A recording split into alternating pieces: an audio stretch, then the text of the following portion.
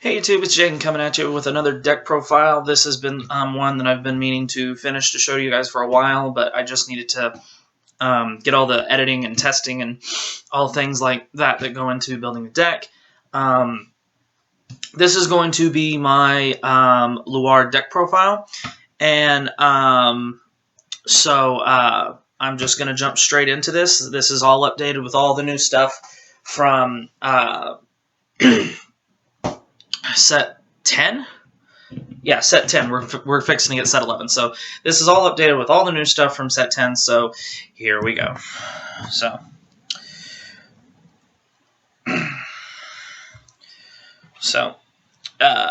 for the starting Vanguard, we are playing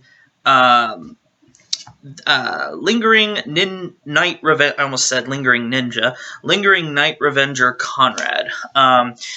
So if you don't know what this does, his ability is Forerunner, so he slides out wherever you want.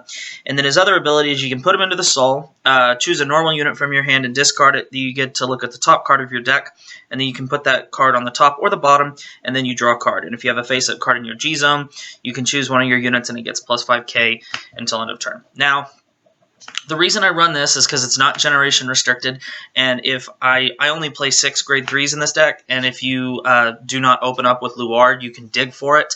Now you might be saying, why not play Creeping Dark Goat, which is the grade 3 searcher for Shadow Paladin?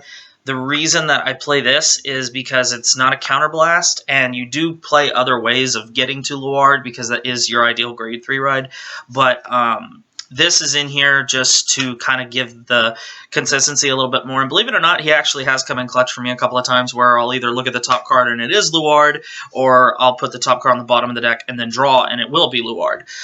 So it is a good card, and if I open up with Luard, I normally just stick him in the front row and put a 7k booster behind him, and it still attacks for 11.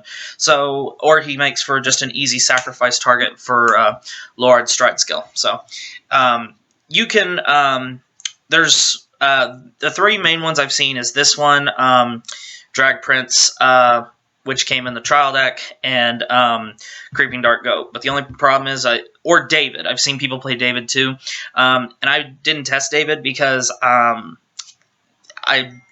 there were just other things I would rather try.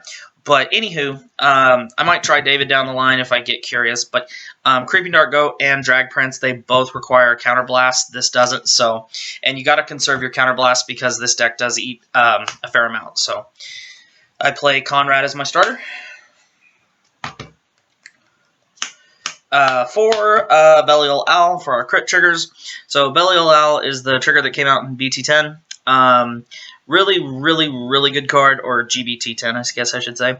First skill is activates in the drop zone. Generation Break 1, Ritual 3. At the end of your turn, if you have a Vanguard with Luard in its card name, you may put this card on the bottom of your deck. So it's really good because you can use it to guard.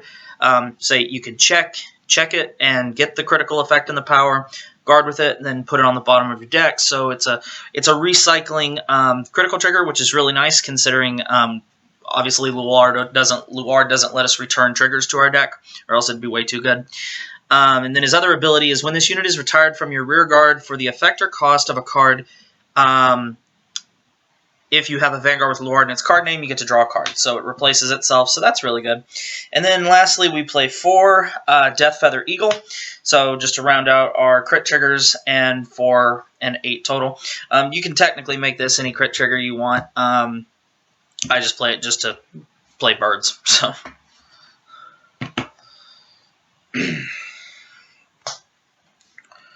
next, we play our 4 Howl Owl for our draw trigger. Play this because we do need soul in this deck, and it is very nice to keep a nice big hand with this deck, which is very possible, considering we're not paying from our hand for stride, and we do use our soul, so you want options to be able to put a card in the soul if you want. So 4 Howl Owl. And then lastly, 4 Flat Bow for our heal trigger, because G Guardians and such.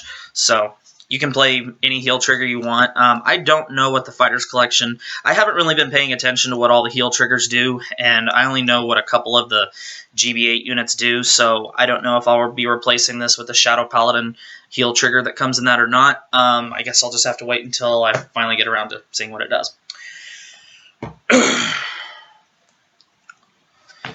Size 1s, we play 1, 2, 3, 4, 5, 6, 7, 8, 9, 10, 11, 12, 13, 14, 15, 16. We play 16 grade 1s. I thought I played 17, but I guess I play only 16. So first off, we play our Perfect Guard, and we play 4 copies of Dragsaber Esras.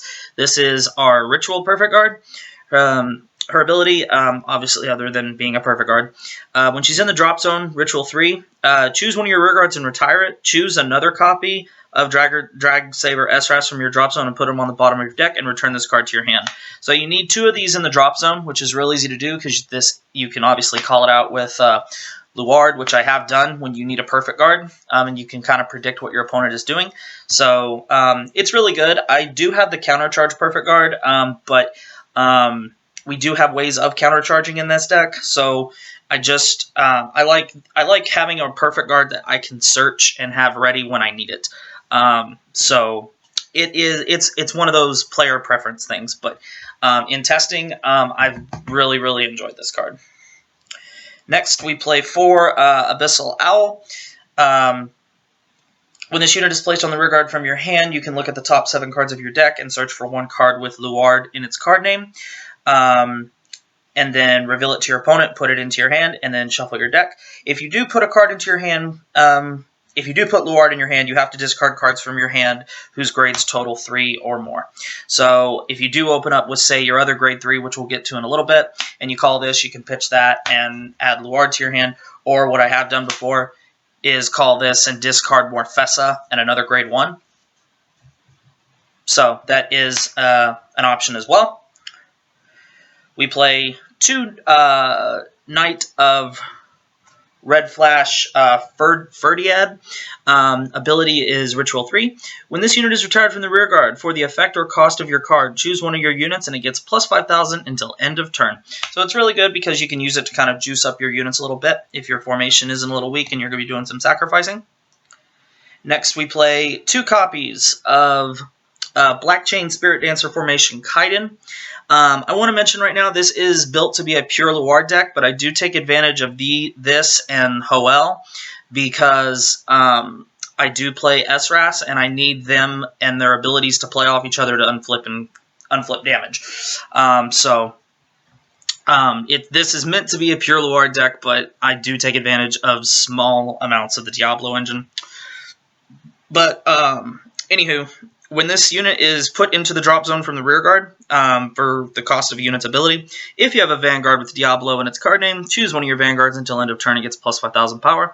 And then it also gains the skill of when this unit's attack hits a Vanguard, search your deck for up to 1 grade 1, call it to rear guard, shuffle your deck, and if there is a unit named Black Chain Flame Dance Formation Hoel on your rear guard, the unit called this effect gets plus 5,000 power until end of turn. So you can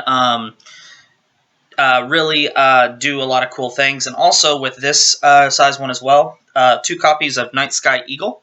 Night Sky Eagle, Generation Break 1, when this unit is placed on the rear guard, whether from hand or deck, it gets 4,000 extra power, making it an 11k attacker, which means if you can do a lot of cool combos. It can power up more with Luard Stride. It can power up if called through this, if you're on one of the 2 Diablos. So it is I really like this card, and plus it comes out, it gets plus 4,000 power and comes to 11. Say if you sack this off, you can make it a 16. So it's just a nice little techie grade 1 that I've had fun with, that I tested, and I really enjoyed. And then I played 2 1-ofs. I play 1 copy of Drag Wizard Niece. Now, this is a card that a lot of players I've seen, they play either 2 to 3 of. There's no really use in playing 4 of any grade 1, or massive amounts of 4. I mean, I realize that 4 perfect guards, but I like the 4 Abyssal for the countercharge option. But you do have the ability to search this out, and you really only have one on the field at a time. So its ability, Ritual 3, when this unit is placed on rearguard from your deck, it gets plus 2,000 power. So it becomes a 9k booster for the turn, which is nice. But what the real reason we have it is this. Generation Break 1. Counterblast 1. Counterblast 1 and choose one of your other rearguards in the same column as this unit and retire it. At the end of the battle, this unit boosted, you may pay the cost. If you do, draw a card.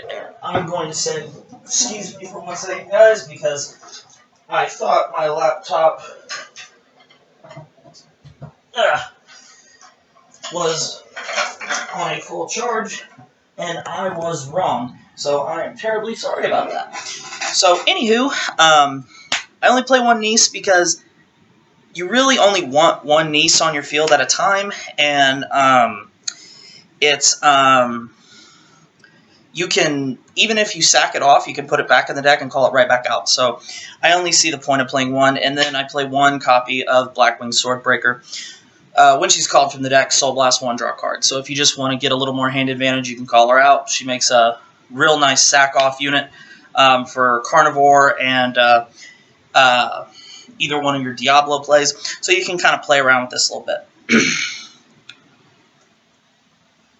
So that is all of my grade 1s.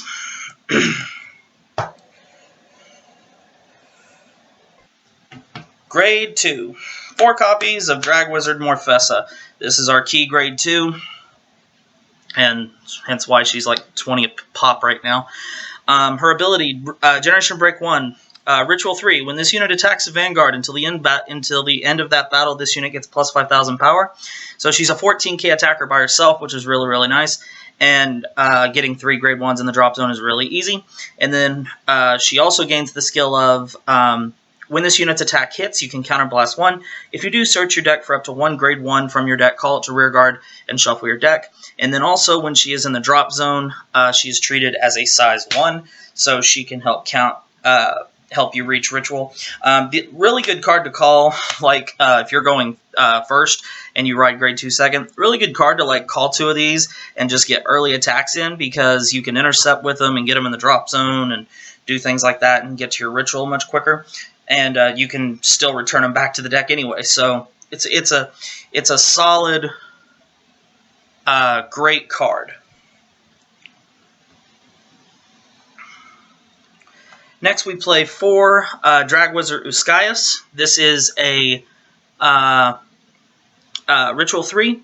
Counterblast 1. If you have a Vanguard with Luard in its card name, choose a grade 1 from your drop zone. Increase this unit's power by the chosen unit's power until end of turn, and you may put it on the bottom of your deck. Keep in mind, this is an act ability. I actually read this wrong. It's not on call. It's once per turn. That's what makes this card so good, is you can, as long as this card is still there, you can use that skill every turn if you want. And then the other skill is Generation Break 1. When this unit's attack hits, you can sacrifice a rearguard to draw another card. So really, really good card. This is a promo. You can get them in. I got some of them from one of my locals that I go to. So if your locals doesn't have this, you'll have to order it. These are the foils, and they are about 10 a piece for the foils. I know you can get the commons for about $5 to $7 a piece. So in case some of you are wondering where that came from. And then lastly, 3 Black Chain Flame Dance Formation Hoel. Generation Break 1. When your other grade 1 unit is placed on the rear, if you have a Vanguard with Diablo in its card name, choose up to one of your Vanguards. That unit and this unit both get 3,000 power, and if the unit called was Black Chain Spirit Dance Formation Kaiden, Countercharge 1 and Soul Charge 1. So this is mainly to use with my Spectral Diablo play, because I really like using that as a finisher. And if you have one of these on the field and you stride on Luard, this is going to gain 6k. The Vanguard's going to gain 6k. You're going to Countercharge 1 and Soul Charge 1. And if you call both Kaidens in the deck, you'll Countercharge 2 and Soul Charge 2. So, like I said, it's in here to be a main a Countercharge and Soul Charge engine. So, anywho, once Luard gets another way to unflip damage, then these will probably be taken out. But right now, he is a good option. And then we play only 6 grade 3s. Obviously, for the star, we play our 4 copies of Dragheart Luard. Dragheart Luard, Ritual 3. You can choose 2 normal units from your drop zone and put them on the bottom of your deck. If you do, at the beginning of your ride phase, until end of turn, you may stride without paying the cost the next time you stride. So, really good. Just keep in mind you can't ride and then use that ability. He has to. It doesn't work like that. So just be aware of that. He has to already be on the Vanguard circle. You can't have rode and then use it. So if you ride, you're going to have to pitch something from your hand in order to stride, because of the way it works. So just make sure you are aware of that. And for my backup grade 3, believe it or not, I'm playing 2 copies of Supremacy Black Dragon, Claret Sword Dragon. Now you might be asking why. Some people play like those. There's 2 grade 3s that people play. They play Death Spray to pop off rear guards, and then they play the Death Spray that isn't a counter blast. It's a sack one of your own units, and then he goes to 13 by himself. I don't like those because if you ride them and you just have a bad hand and you just can't find a way to fetch Luard, it does nothing for you. Claret Sword was Luard before Luard was even a thing, because first off, if you stride on Claret Sword, you can counterblast 1 and call any grade 1 out of your deck, and it gets 2,000 power until end of turn. And you can just kind of use him until you fetch Luard. There's only been 1 game where I had to ride Claret, and I never saw Luard in all my testing, just 1 time. And it was extremely frustrating. And if my teammate Christian sees this video, he can attest to that, because it was him that it happened to. Literally, I rode Claret Sword, and I was down to like 16 cards left in my deck, or some real low number like that, and 1 Luard was in the damage zone. No, wait, I think by the end game, 3 of them were in the damage zone, believe it or not, and then the other one was still floating around in the deck. I never found a way to get them back, and in that was 1 game, and it has not happened since. So, because essentially, if I open up with Luard, as long as I see another one of these 5 cards here, so I can pitch the first time I stride, unless, in some cases, I have no problem ditching, say, Morfessa and a grade 1 in order to stride if I have to, because I'll gain the advantage back through stride and ritual, and I'll build up advantage very quickly. So it's working out fantastic for me. It's like I said, in all my games of testing, it's really only screwed me over once, and you know, it's working for me. Next, we're going to our stride zone, or G zone, I guess I should say. I play 1 Dark Dragon, Carnivore Dragon. This is typically your first stride.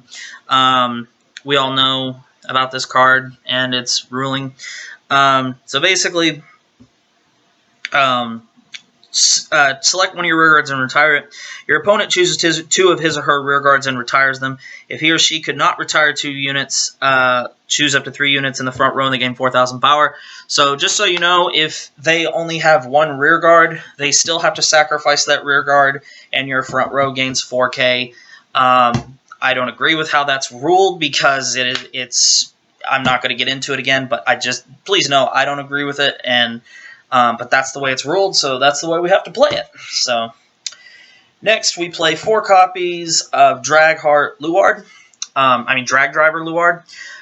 So Ritual 3, Soul Blast 1, and choose a face-down card from your G-Zone and turn it face up.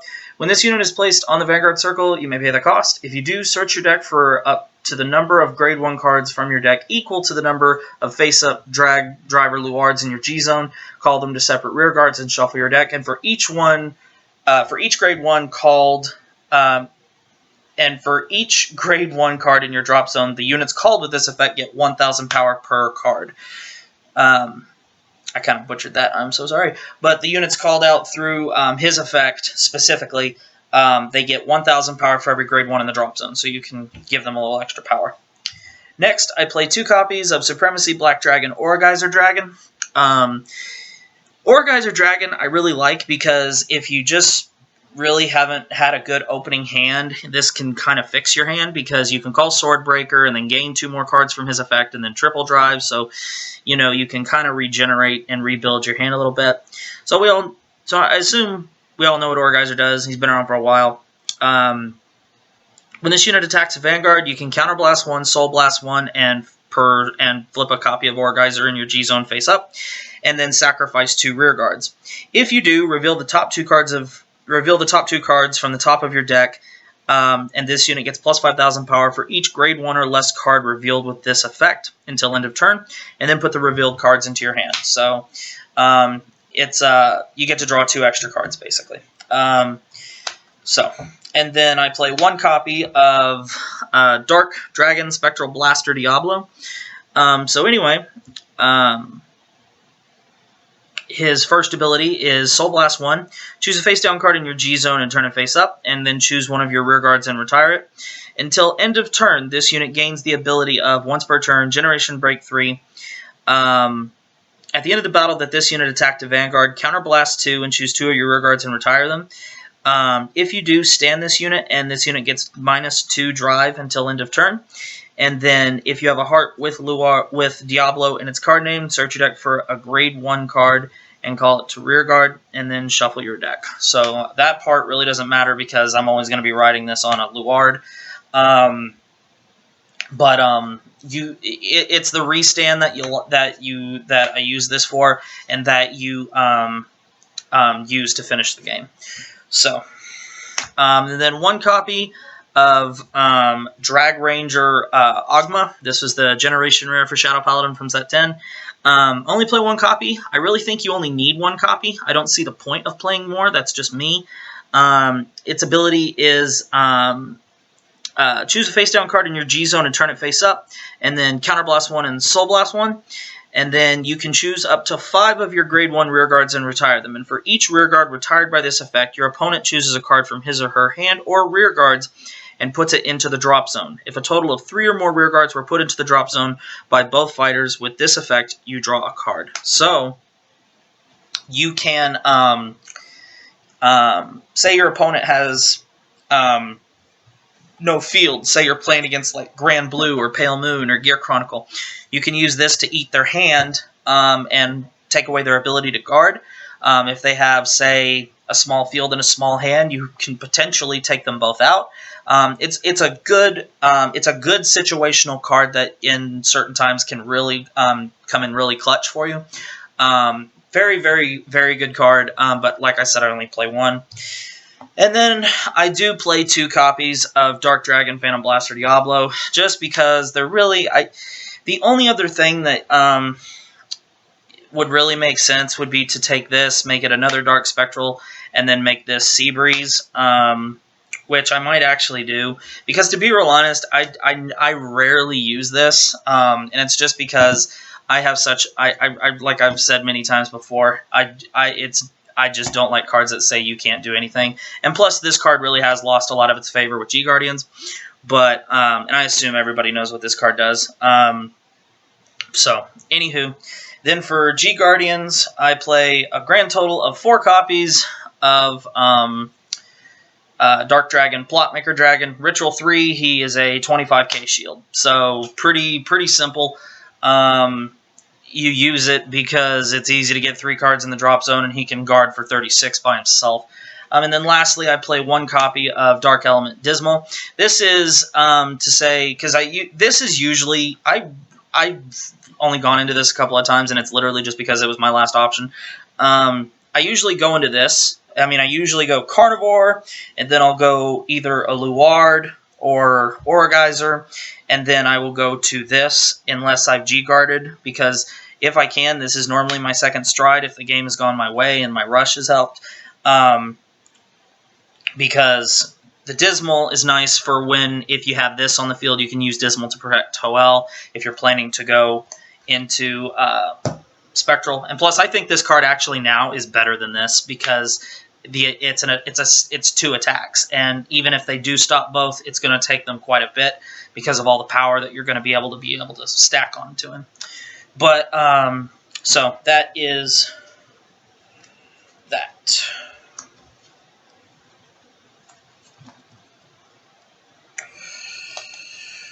So, that is my updated Luard deck profile. It is the main deck that I've been messing around with. I've also been playing my Bluish Flame my latest Bluish Flame deck. You can go check that out. Some people might be asking for a Gurgwit deck profile. I'm really not investing in that deck at the moment because I just have been wanting to finish other projects. I will say I do have 3 Buddy Fight deck profiles that'll be posted very soon.